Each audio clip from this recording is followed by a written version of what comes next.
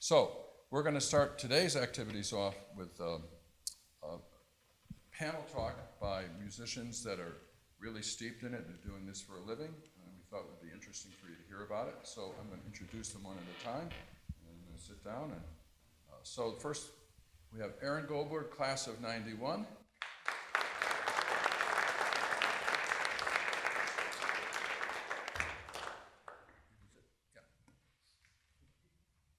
And let's see. We have Horace Alexander Young, music director for Abdullah Ibrahim for 17 years.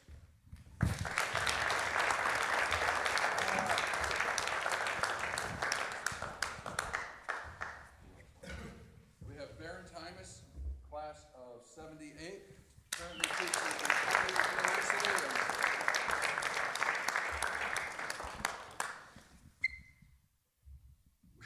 We have Jared Sins, who is going to be our new director of jazz starting in September.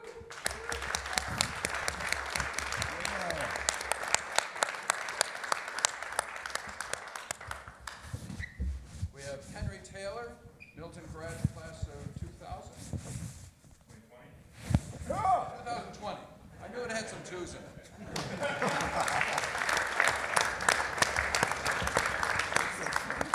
We have Jason Yeager, class of 2005. That's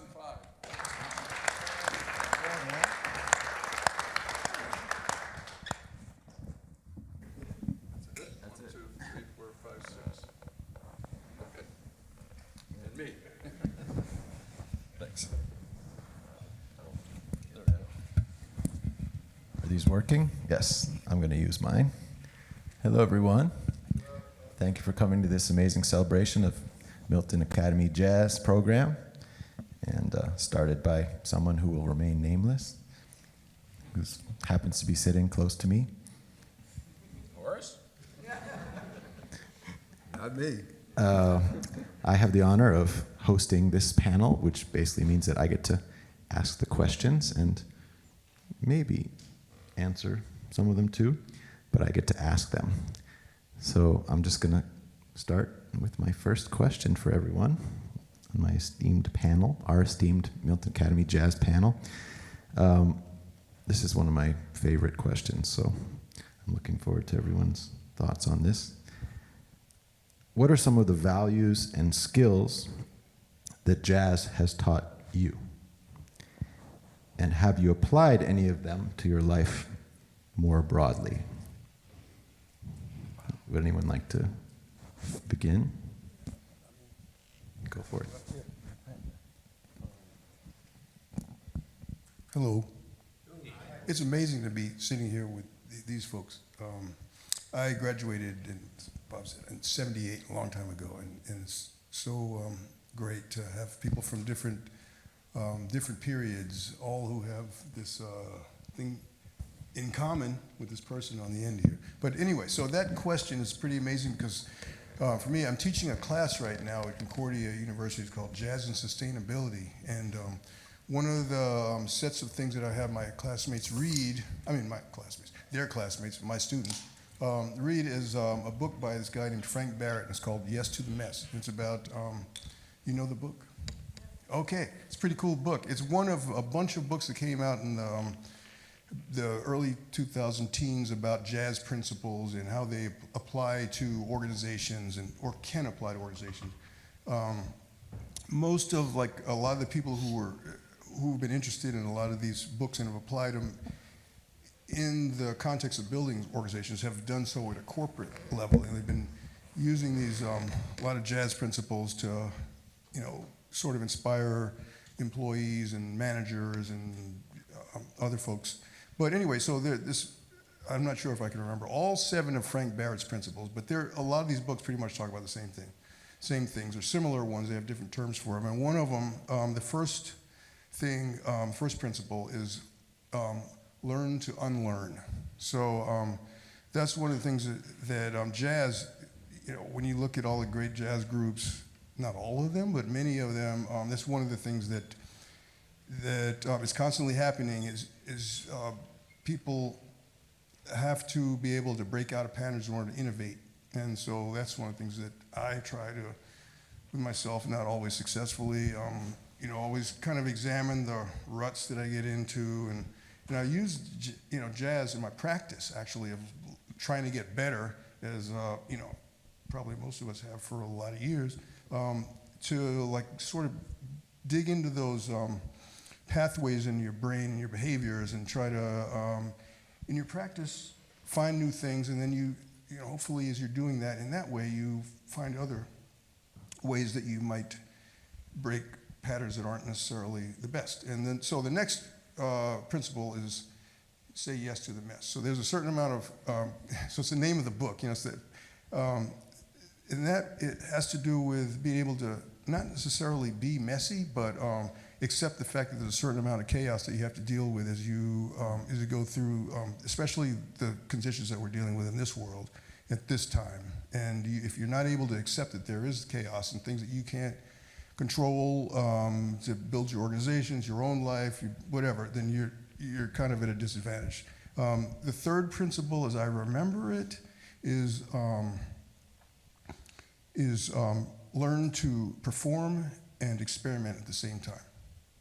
And that's what we, as jazz musicians, do. And that's what, if you're going to have a small organization, a sports team or whatever, that's what, it's one of those principles. And then the last three one is provocative competence. And there are a lot basically what provocative competence is learning how to work with your teammates, get the best out of them, provoke them to do their best, and also sometimes to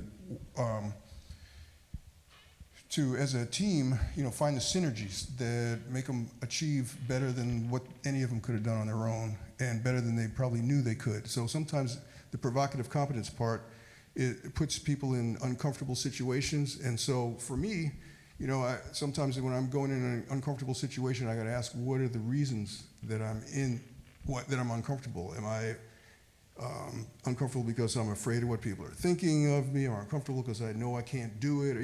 There are so many reasons why. But anyway, those are some of the principles that I find in my just the practice of jazz that have been important, and I think sort of growth provoking for me. And there are some others. There's a whole bunch, but other people talk. I'm going to hop in. I see it from my personal perspective, but I have a lot of experience directing programs, dealing with young students, recruiting, and talking to administrators. So I would say for me, personally, one of the greatest lessons I learned from jazz is you're not done learning, whether that means learning repertoire, learning concepts, expanding on skills, learning instruments, how to empathize with other players, things like that.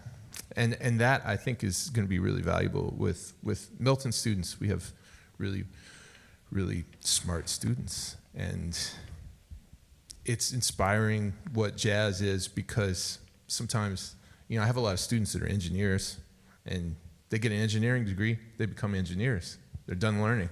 They go out and make money, they're done. Jazz teaches everybody that there's more, and there is no end point. And that's really, really, really powerful.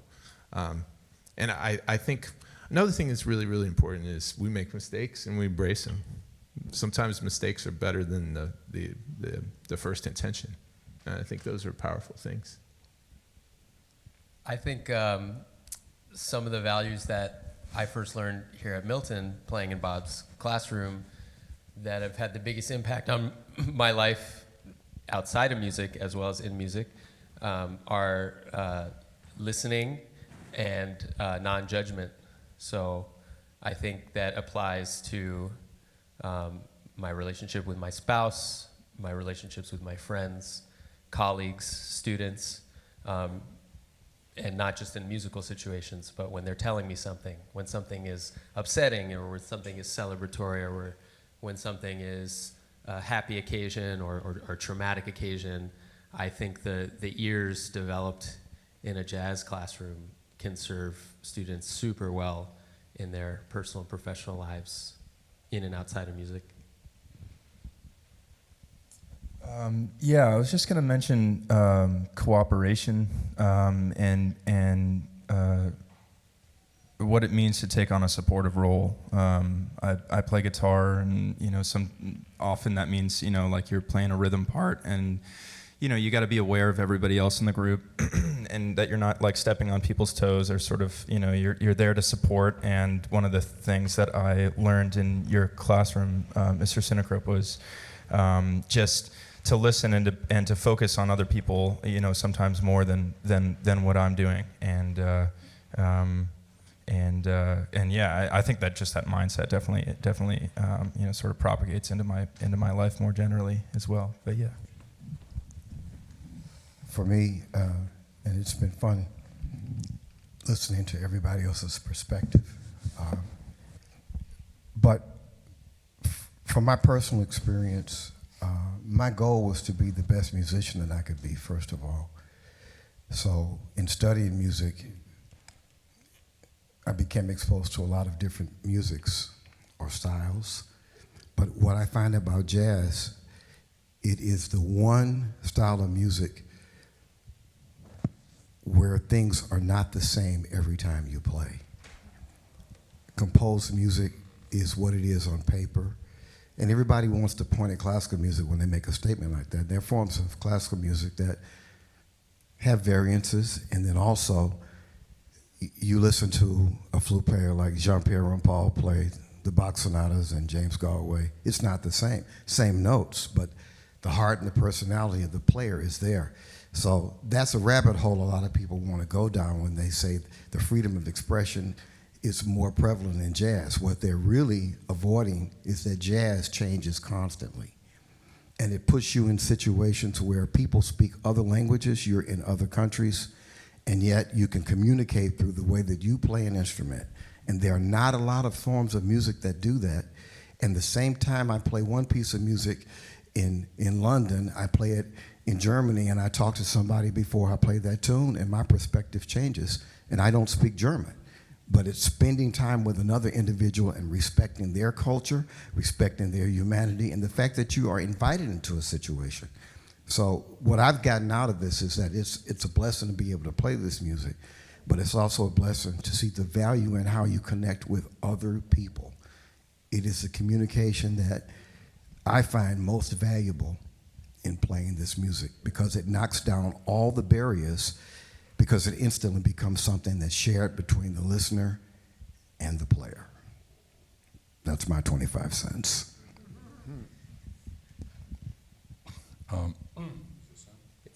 Hello? Yeah. So I continue to learn a lot. So I love this joke, of course. I love jokes.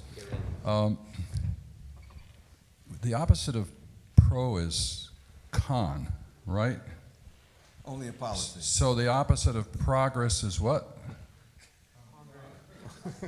Congress. That's a Gallagher joke, by the way. Anyways, I tell that not because I'm trying to be funny, because that doesn't always work, but there's an amazing connection between democracy and jazz. Rufus Reid, one of the world's greatest bass players, has said this: if you're playing and your attention, you have 100% of your attention, suppose, should be 25% should be on the soloist, 25% should be on the drummer, 25% should be on the bass player, and 25% should be on the rhythm section. And if that's the case, 75% of your attention is outward. And, on the bandstand, so for instance, I had the pleasure of playing with my new best friend, drummer, Lou Magnani, yesterday. We never played together. And at first we played, it's like, okay, what you got? And it wasn't like a competitive thing. It's like, okay, how does he hear the music? Where does he put his pulse? Where do I put mine? Can we find a place? We don't have to agree, but can we find a place we can coexist? And we did, and it was great. It was fun. Sometimes you can't. Sometimes there's just really good players who they just can't find a way to work together. So that's a wonderful lesson in terms of community and learning how to adjust and be flexible. And you might not get everything you want, but for the sake of the overall group, you need to compromise without selling short your integrity. And that's a challenge. The other thing that I wanted to share with you is that one of our students was doing a job interview. I won't go into the whole story, but he was asked in the job interview, well, what do you hope to get out of this job interview? Or if you get this job, what do you hope to get out of it? And he said, without hesitation, he said, inspiration, education, and fun.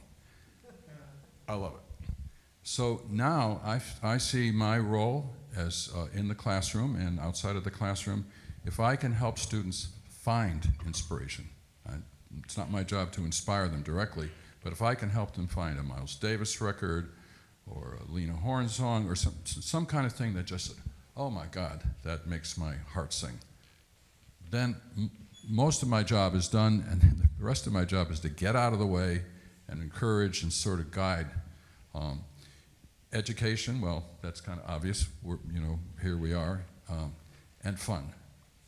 If it isn't fun, you shouldn't do it. Now, that might be not true in other endeavors, but jazz can be very challenging.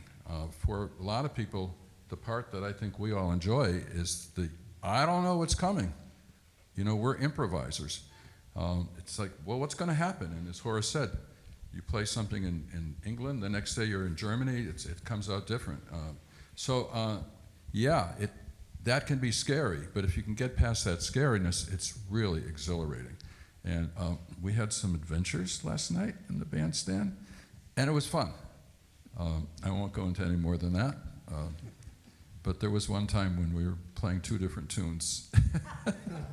And I'll bet most people didn't realize that. But we all knew it, and we all looked and started snickering, like, how'd that happen? And it was like fun. It wasn't like, oh my God, I'm playing with Aaron Goldberg and Horace Young. I just like, it was like, whoops, let's move on. So, so I think it needs to be fun overall. And if it's not fun, don't do it. And I wish that could be true in all areas of life, but it's not neurosurgery. If you make a mistake, nobody's leg will be cut off or something. So. It also helps if it's your band, then nobody can fire you from your own band.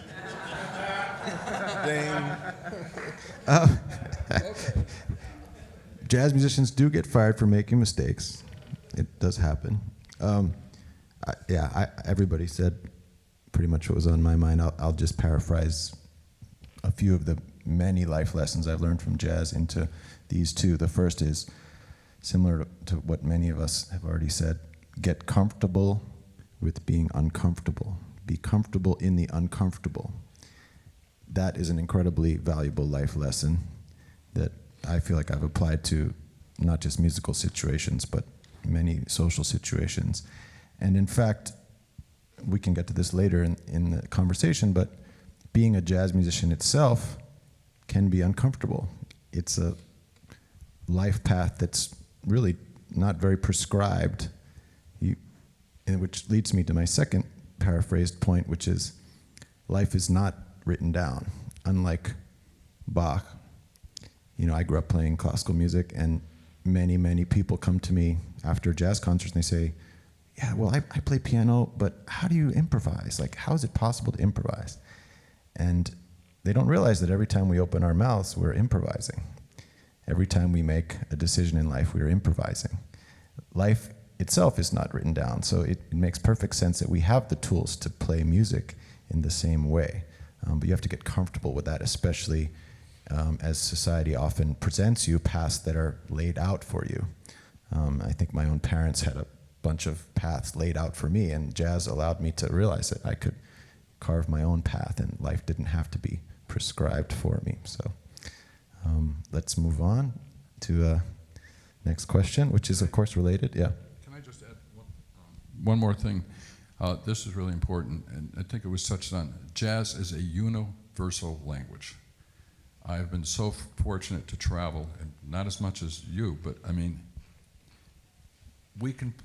I got to play with Maldivian musicians,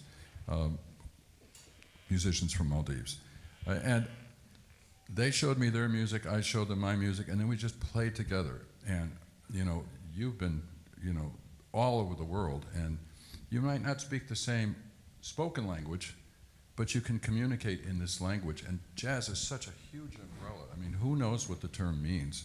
So it's an amazing way to connect. And of course, when we've been able to travel, especially to South Africa, people of different cultures, and we start playing together, all the differences melt away. So it's just an incredible universal language. Beautiful.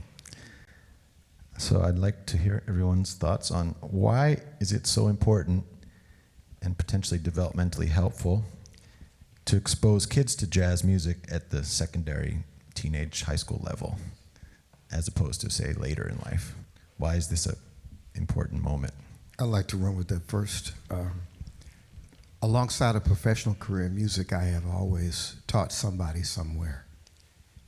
And I started teaching in 1975, and I retired from a teaching job in 2022. So there's that bit of mathematics.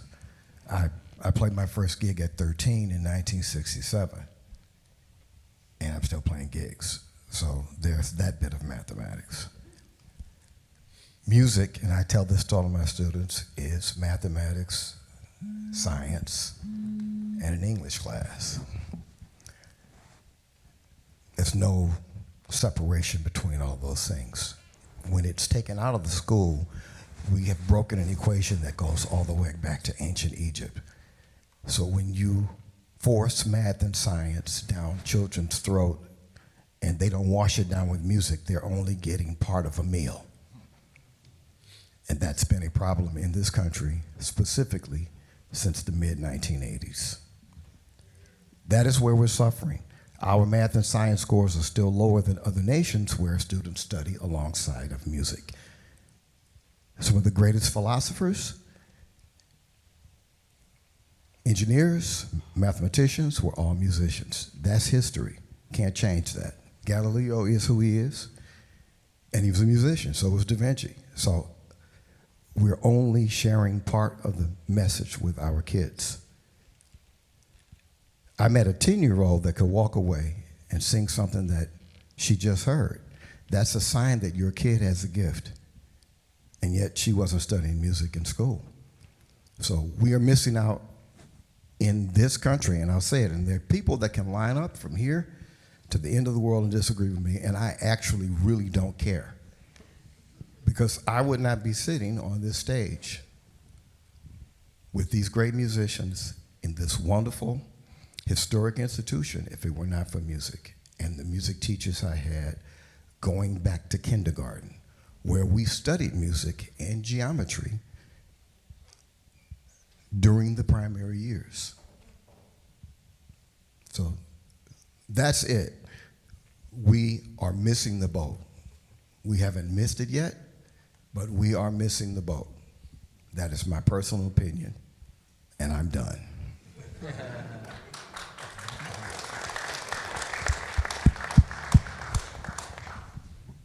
I can hop in. There's three things: courage, leadership, empathy. Courage. We have to be courageous to do what we're doing. Students are programmed to think that jazz is hard. It's unobtainable. It's something that other people do. And in education, it's even been said to me by many people in many different places that jazz is just this magical thing that a small number of people can do. So we have to encourage students, and we got to give them the courage.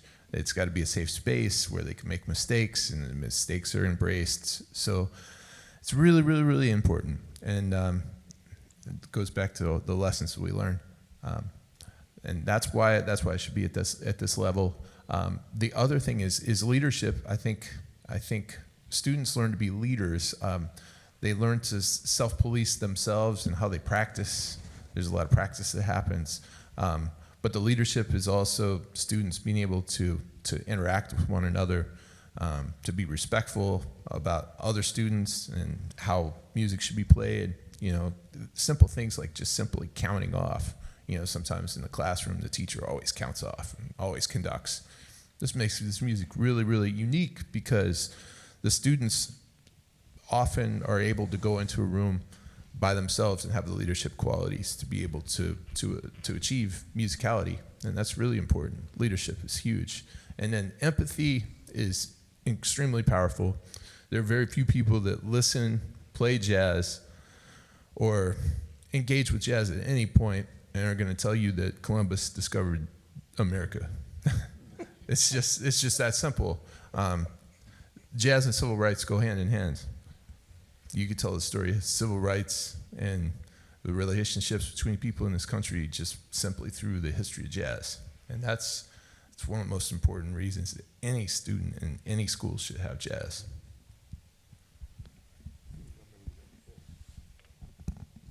Those were great answers, like incredible. And I also look to piggyback on a couple of things. One is that there are certain things that you're missing out on just by cutting arts funding in general, like all the arts. But there are certain things about jazz in particular, and that, you know, we talked about leadership. You talked about leadership, and but there's also the followership thing, and recognizing how to, when it's your turn. Jazz musicians, like one of the first things you learn is, yes, you get a solo, but you also have to comp. So, and you're comping 80% of the time, most of the time, unless you're a drummer, in which case you're like the, other than the bass player. We comp too. Yeah, you got, but I was gonna say, you guys, the bass player and the drummer, they're like the ultimate team players, because lucky for us, they don't get paid by the note, because they're playing notes constantly. And not, you know, so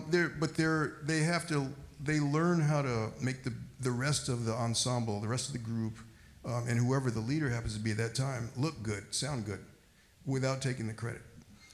But when it's time, they have to be able to go up and give the ideas that are necessary, the things that other people aren't supplying. And so it's the leadership and followership, and then there's that pivot piece. That's what you learn in jazz, is you learn when it's time to move from one of those roles to the other, and how much, because sometimes you are, you know, use sports analogy, you might take the ball all the way from, you know, one side of the court to the other. But sometimes you only have to take it, you know, from the, you know, you're just going in the paint. But you have to be there at that time in order to fulfill that role. So that's one thing that jazz musicians practice doing constantly. And and the empathy piece, you mentioned that, it's the thing that the arts supplied that help people to apply science and math in responsible ways is the humanity piece. So you got, sorry AI folks, but I mean, but it's the piece of empathy. You talked about empathy. You talked about you didn't mention compassion, but there's those things that the arts teach you in literature, and it's all, you know, the arts all fit together kind of. And those are things that I think are, you know, have to do with things that we'll get lessons from the arts, but specifically from jazz. I was also going to add briefly, so much of our world for young people is mediated, not just for young people, for everybody probably in this room, so much of our world is mediated by screens and various types of media, and we can get lost in that, and I call it antisocial media. And I think that the fact that with a jazz class, especially the way you ran it here, Bob, where it was really, there was a communal feeling. Yeah, of course we were rehearsing parts and trying to play things correctly, but everybody was required to improvise. Everybody was required to make their statement, no matter how scary that was in 9th grade, Tuesday morning, freshman year. Everybody had to do it. And I think there's something really beautiful about that as our culture becomes more and more digital. That's something that really has to happen in a room with other people in real time. And then also, Jared, what you mentioned about the civil rights movement and the fact that this is a Black American music art form that came from a marginalized community, so central to arts and culture, not only in this country, but around the world. And we, at a school like Milton, we have students from around the world. I think it's a beautiful prism through which to understand lots of implications around justice and fairness and struggle and resistance and cooperation. And I think, you know, when I was a student, I don't know about my fellow alumni here, but there was often talk of the Milton bubble. And the one thing that could puncture the bubble was Bob taking us over to Riles, rest in peace Riles, to play a gig, or even more so to go to South Africa and have these mind-opening, life-changing experiences with people.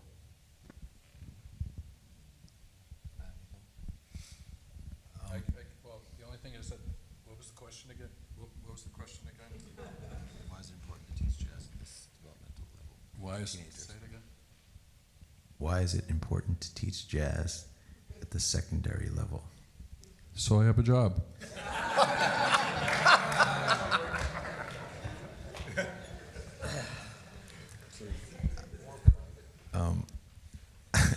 I can't follow that, but I would just add from a practicing musician standpoint, I have noticed, this is a little bit different angle on the same question, that of my peers, my American jazz musician peers,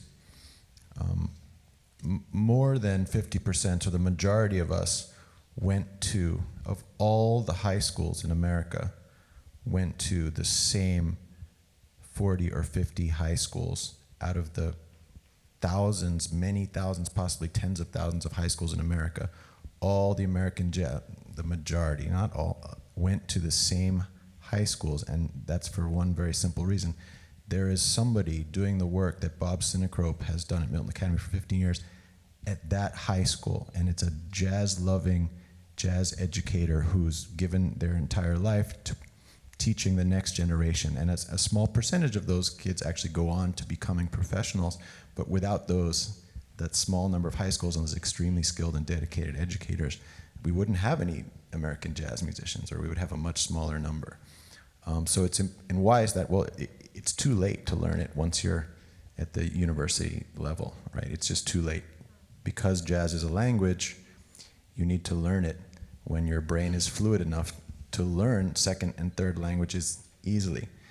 It's very hard to become fluent in Spanish, Portuguese, French if you start when you're 19, 20. If you start when you're 13, 14, 15, it's much easier. Of course, if you start when you're 2 or 3 or 0, it's the easiest of all. And I have some colleagues whose parents were musicians, and they grew up learning jazz the way that I learned to speak English, and no one ever told them it was hard, and it wasn't hard.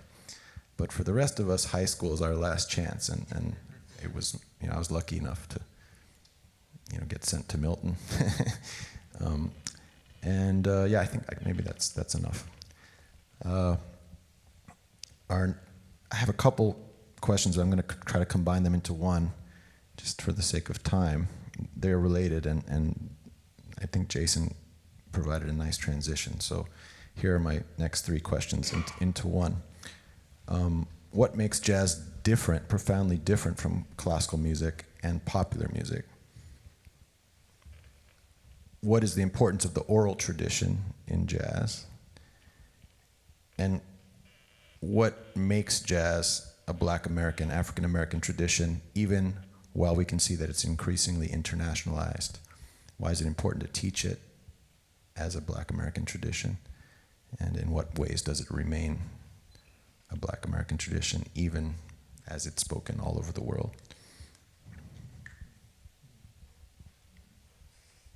I'm going to kick it off. I'm not going to answer all 3 of those things, but one thing that I'll kick off by saying is I see things through the lens of being someone who is a jazz musician, and my terminal degree, the DMA, was in classical music. So to come at classical music with the jazz sensitivity is a really, really powerful thing.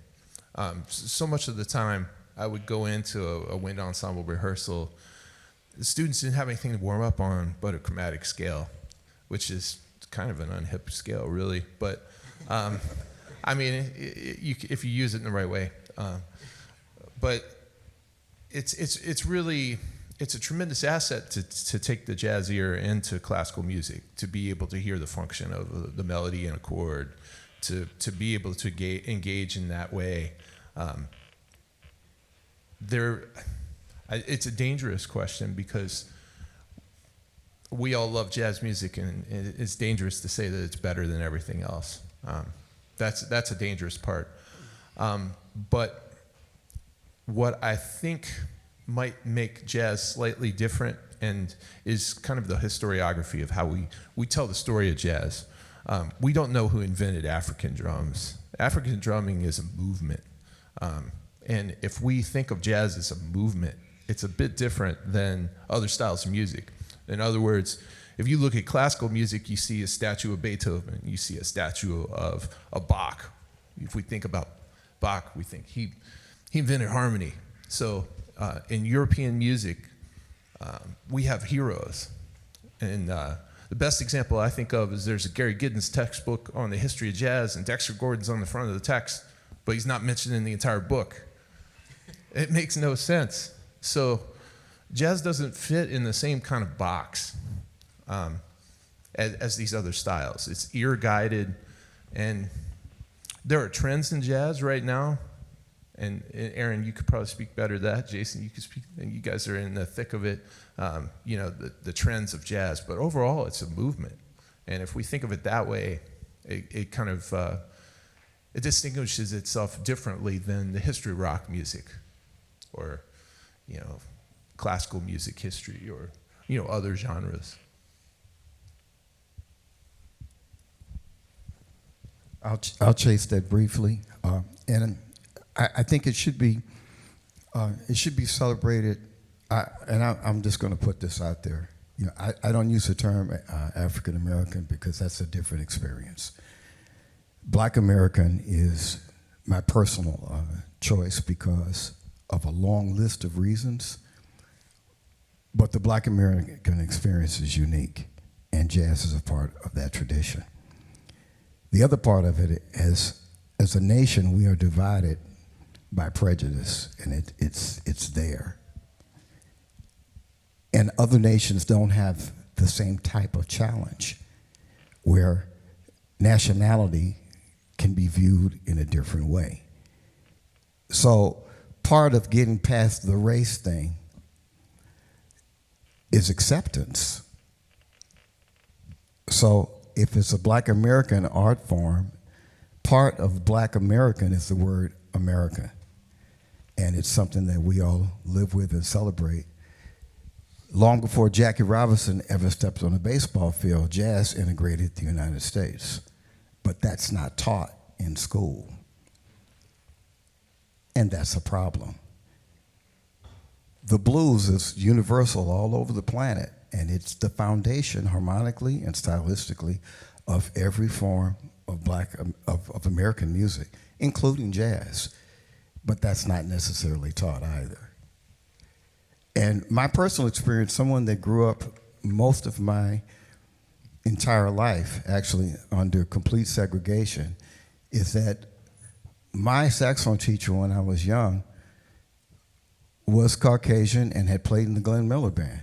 And in my lessons, all he talked about was what I was doing. He didn't brag on himself or anything.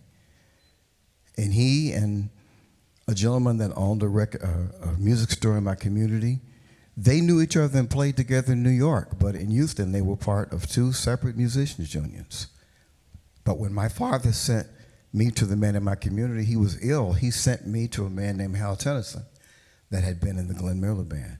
My junior high band director had played with Count Basie, but he never told me that. I found that out when I played at his funeral because he kept his focus on his students. So, really short, these three men were conspiring to make me a better musician, even at a point in time when I did not realize it. But they worked around a racial construct that was working against them being able to do that outwardly and openly. If you look at the film of the Glenn Miller Band playing In the Mood from 1941, my teacher's sitting there, and that's when I first actually saw that he was in that band. This is a guy that taught me and called my high school, my middle school band director and talked to the guy in the community who taught me in college. And they worked together around the system just to make me a whole human being. To me, that's why it needs to be taught from that perspective. The origins need to be respected.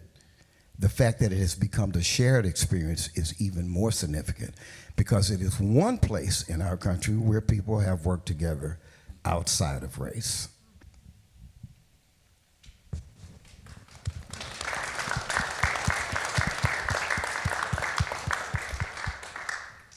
Awesome.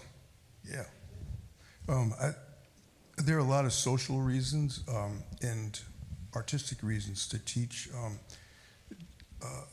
the facts around jazz being an outgrowth of African American artistic excellence and impulse and discipline. There are all kinds of artistic and social reasons. There's also a logical reason, because if you don't, then what you're teaching people, which happens, is incorrect logic. You're teaching them this happened and this happened, but they didn't go like this. So you're teaching incorrect facts, and that happens. So basically, when you teach incorrect facts, you're teaching that you're teaching that things connect with each other incorrectly. Then you're teaching poor thinking skills, poor critical thinking, or the lack of critical thinking. So there are so many reasons from so many realms of thought and humanity to teach that particular perspective.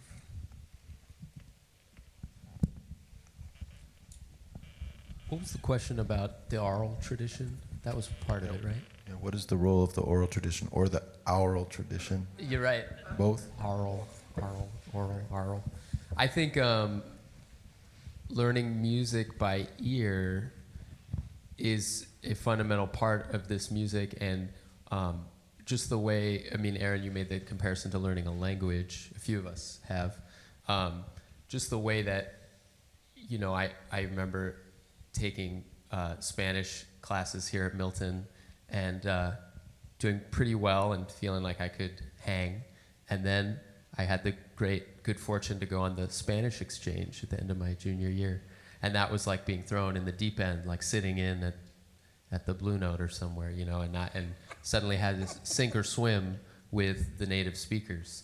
And I think the tools that students can gain from studying music by ear, not at the expense of reading music, but in tandem with, will actually improve their creativity and their cognition. And also, I think, sometimes there's a implicit in our society a cultural hierarchy in favor of things that are written down, and there are obviously advantages to that, but there are also great advantages to being able to converse and listen and learn on the fly and in the moment, and to accept the imperfections, so-called, that could result. And for me, especially, back when I was a student, we had a CD library, Bob. I don't suppose we still have that anymore, but rest in peace, CD library. But that was a great resource for me to discover many of my heroes, and Bob would encourage me to take CDs out and start to learn things. And then Aaron came back and he told me, I learn every tune by ear. You must do this. And I said, yes, sir. And but anyway, all that to say, He actually did it. The oral tradition is immensely powerful, and it's not at the expense of written music. They're both of great value in this art form. So anyway, that's all. Did you want to add anything, Henry? Yeah, sure. Just a quick something to add. Like thinking about music as a language, and you could think about learning different genres in music as different dialects. Or and it sort of seems to me that jazz, being as sort of like complex and just sort of being an amalgam of all these different experiences, but it's like jazz inhabits so many different genres simultaneously, and I think getting comfortable with jazz just sort of like increases your vocabulary. I'm so grateful to have been exposed to jazz in high school. Because it gives me the tools and the vocabulary, to sort of describe things and to see different genres of music differently, and it gives you the tools to sort of decide as a musician, more specifically what type of music you're into. Sort of like you don't have to just sort of like fall into whatever sort of prescribed I don't know, communal genres, that are sort of like available to you. Getting comfortable with jazz, I think, as a genre just sort of like opens up so many different doors to just like sort of, exploration for yourself as a musician, basically. That's all I was going to say. Yeah, all of the above. There's something special in jazz music, and I don't know enough about other kinds of world music, but I'm certain that there are other kinds of world music that have improvisation as a significant component. And there's songs I love to hear that you know what you're going to hear because it's a recorded record and you've heard it several times before, and it makes you smile or it makes you feel a certain way, and that's great. Jazz is life. We don't know what's going to happen, and that can be scary, but it also can be exhilarating, and it's in the moment. And I feel like the jazz language is such a vital. It shouldn't be for everyone, although I wouldn't be against that, but it's just a way of helping us be in the moment. And we're so programmed, and what did you say did you call it anti-social media or something? I love that. We're just, as somebody who, I'm older, and we're losing our ability to communicate as human beings with all these gadgets and the phones and Twitter and all this kind of stuff. It's all about love. It's all about heart-to-heart communication.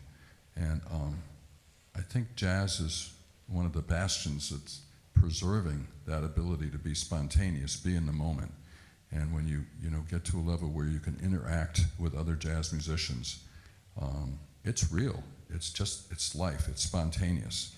So I think that's an incredible asset and a value that jazz can offer us. Thanks. I really like what Baron said about trying to teach. You do encounter this when you travel the world and you go to jazz educational institutions, some parts of Europe and Asia that ignore the Black American roots of this music. There's a logical error that's being made, and it's impossible to understand what makes this music so beautiful and so moving and powerful and transformative and transcendent if you don't understand that it was invented by Black American geniuses who were treated as second-class citizens in their own country. Just as it's impossible to understand the deep, profound beauty of Abdullah Ibrahim's music without understanding the socio-cultural, political situation that he grew up in. And this was jazz was a music of protest and came from the blues, which was a music of sustenance and hope in the face of extreme oppression. And if you don't teach that, you're missing your one opportunity to try to explain to students why this music is so profound and deep and why we love it so much. You can't understand Coltrane without understanding Coltrane's socio-political situation. So, it's slightly disturbing to see that. And I think it's well motivated. Like if you go to jazz schools in Europe, you see Europeans trying to teach this music as if it were their own so that their students can feel like they're included, right? And I think there's a way to teach this music such that it is both rooted in its proper social context, which is a Black American context, and yet, as Horst was saying, universal in that it speaks to that part of us that no matter where we're from knows, despondence and knows challenges, knows difficulty, right? And is moved by this human quality that we all share, no matter where we grew up and what we look like. I was kind of interested if, Horace, you might be able to say a word or two about, for example, when you play with Abdullah, his experience growing up in apartheid South Africa, your experience growing up in America, even a segregated America, your musical experience growing up, playing in soul and R&B and blues and gospel bands, quite different from his, and yet, that there's so much magic made on those albums in live concerts you played together, and it seems like he was very deeply aware of the connection between Black American experience and at least South African experience. What was it like for you? Did you feel that instant connection, or was it a bridge you had to cross? Well, here we go. I didn't know this question was coming, and Josh was talking to me about this a little earlier. So there's I will make this a very brief response. My family goes back in the structure of the African American Episcopal Church to the year of 1859, when my great-grandfather at the age of 15 founded his first church. And it says a long line of ministers, of which my father and I do not belong to, because we didn't go into the family business.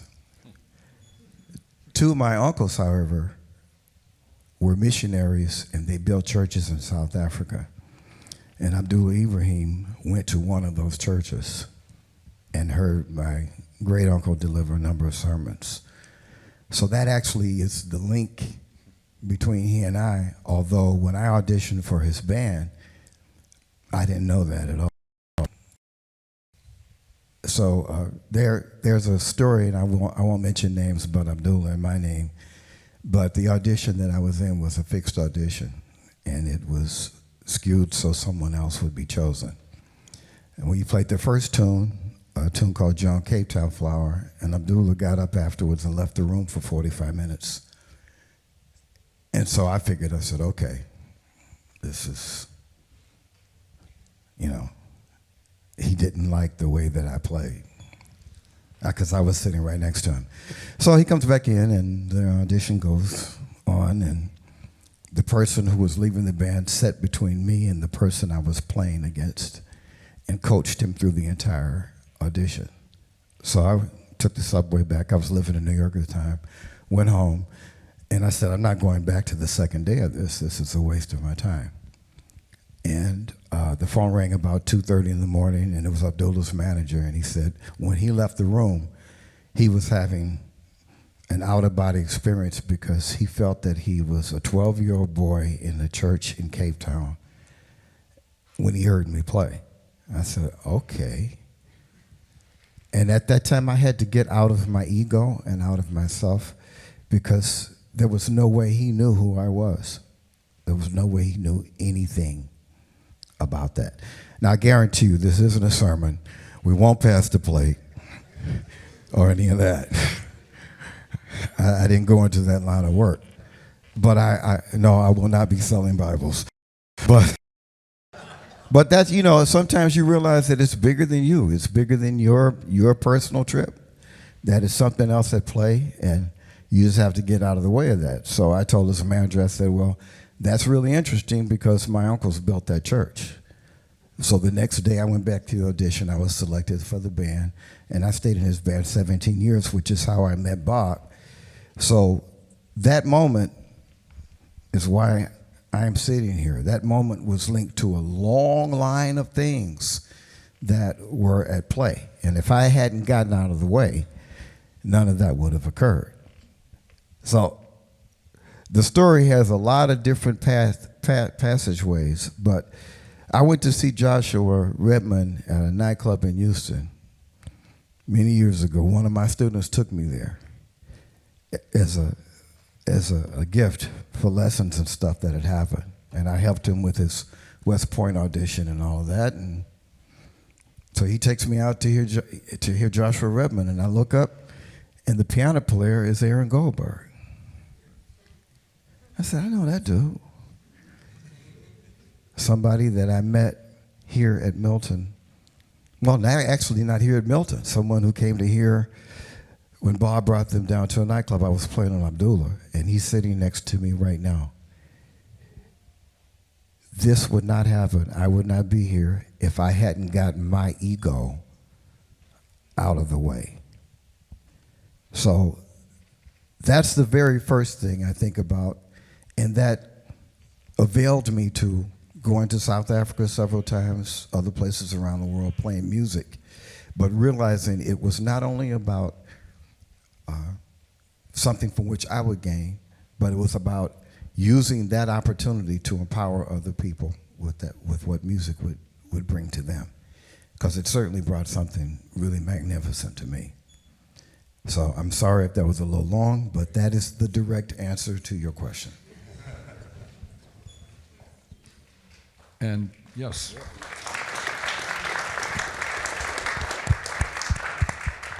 I want to go back and revisit inspiration because I got inspired by hearing this recording, as I mentioned, and then I followed up on it.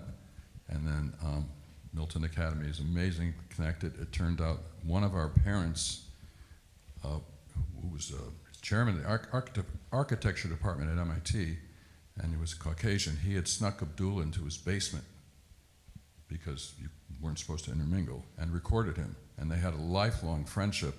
And some of my students said, you know, I didn't know his daughter, but he said, you know, so-and-so's daughter, father knows Abdullah. And so we got him to come to campus the second week this building was open. And he walked into the middle of a concert of us playing Joan Cape Town Flower. And I was told he had tears in his eyes, and he ran up to the stage and said, you have to come to South Africa with us. So inspiration is a pretty good thing. And if you can find inspiration and just follow it, it's changed my musical life, and it's changed my life in so many ways. Of that, there's so many people out here that I love, and I think they love me, and it's just been a community, and it's all because of that kind of being inspired and then following up on it. And that happened to Horace, and it happened to me. So let inspiration be your guide. It's a cool thing. Might be time for the last question. There's some food and drink that await us. This is an intentionally broad question. How can we use jazz to try to improve our world? As performers, as educators, as humans.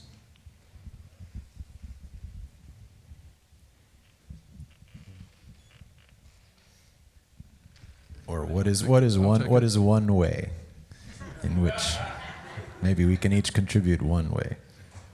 I think it has the amazing potential to open our hearts. And that's a good thing. Why is that? What due to what? Because the nature of the interaction, the nature of the spontaneity, the nation of the ability to have to be flexible, but have to hold your integrity. I mean, there's so many life lessons that can be taught through this language. And again, it's a universal language. So the ability to open your heart and, you know, undertake an endeavor with somebody you don't know and just go for it and trust and be trusted back. Yeah. Thank you.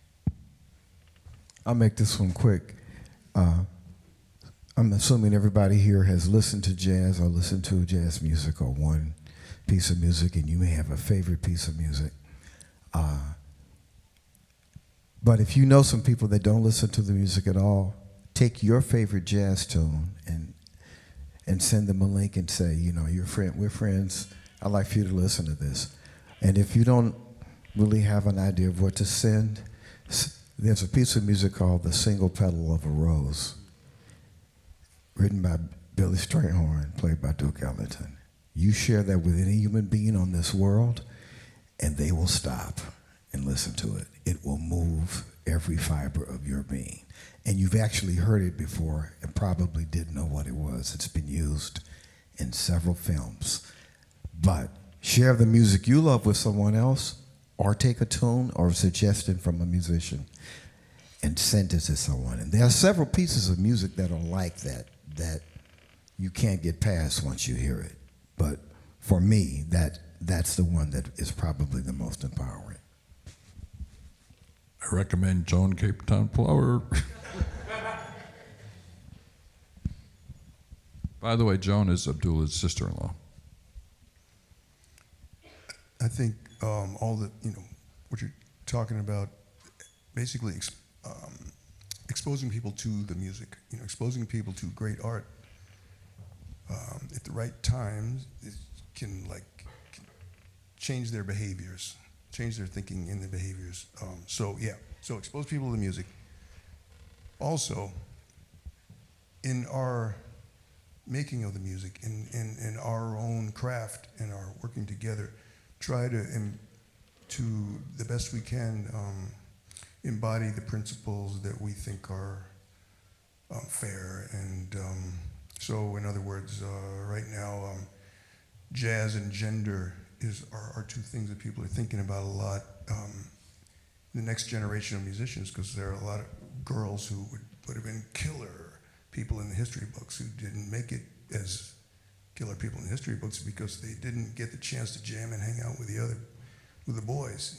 There are things like that. So as we talk about social progress, we try to walk the walk in our music, and I think that as we make our music and work together, and there are a lot of ways to do that. Yeah, we've been jazz. I say we, but a lot of stuff happened before I was born, and I didn't have a hand in most of it anyway. But when I say we're a family of musicians, and so what we do is a little, the butterfly effect. When we do good stuff, it feeds into our brethren and sisterin, and try to continue to embody those principles, so that jazz musicians and jazz music can be ahead of the curve when it comes to social progress, as has been the case over many years. We can look back and see that. So those are two things: expose people to the music, walk the walk, stuff like that, where our music